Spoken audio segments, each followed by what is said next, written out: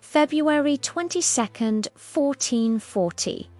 Along the winding banks of the Danube River, in the fortress town of Komárom, one of the most tense sieges of the Coronation War unfolded. The struggle for the Hungarian throne had plunged the kingdom into chaos. After the death of King Albert of Hungary, rival factions vied for power, each claiming the right to rule. The fortress of Komárom became a critical stronghold, both a defensive bastion and a symbol of legitimacy. On this day, armies converged to determine not only the fate of the fortress, but the outcome of the war itself. Inside Komárom, loyalists to the claimant Elizabeth of Luxembourg held the fortress. They were reinforced by veteran knights, infantry loyal to the crown, and local militias skilled in defending fortified positions.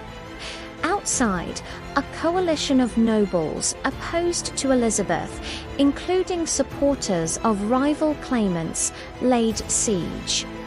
Their army combined heavy cavalry, infantry, and siege engineers, all determined to capture the fortress and shift the balance of power.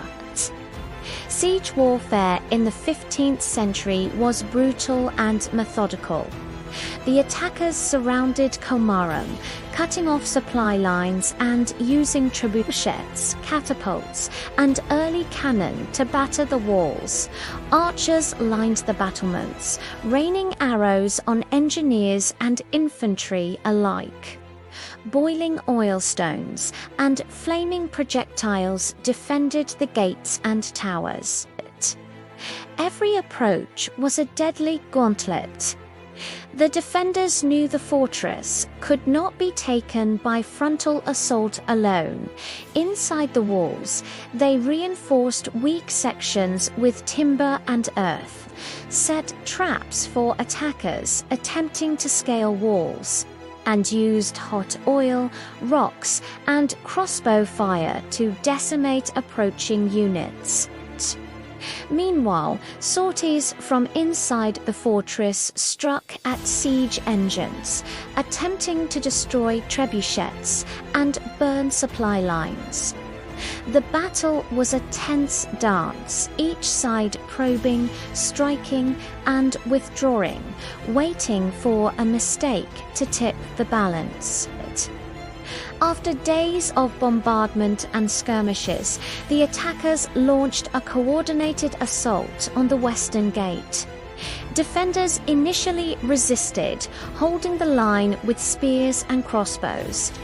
But the attackers, using ladders and grappling hooks, scaled the walls in waves.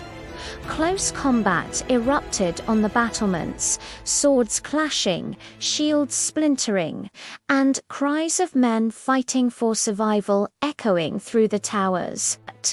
A well-timed counterattack by the defenders pushed back one wave, but the siege was far from over. While the siege did not end in immediate conquest, the resilience of Komárom delayed the attackers' campaign and allowed reinforcements to arrive. This gave Elizabeth of Luxembourg and her supporters crucial time to consolidate power elsewhere, preserving her faction's claim to the throne. The siege of Komárom became a textbook example of medieval siege warfare, demonstrating the importance of fortifications, preparation, and timing in the bloody contests for dynastic power. February 22nd, 1440. A fortress under fire. Knights and infantry in desperate defense. The fate of a crown hanging on walls and battlements. Tomorrow, another date. Another moment from the ancient world.